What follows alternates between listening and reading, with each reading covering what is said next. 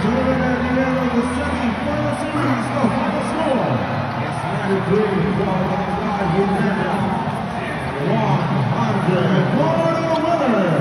And moving on to the finals, the San Miguel Beermen.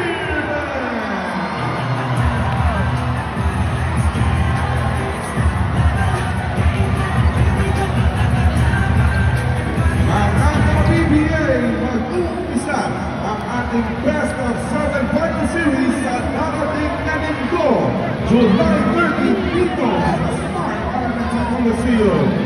Game number 1 of the best of 7 final series of the TNT Throwback G versus the San Miguel Beermen will tip off at 7:30 in the evening.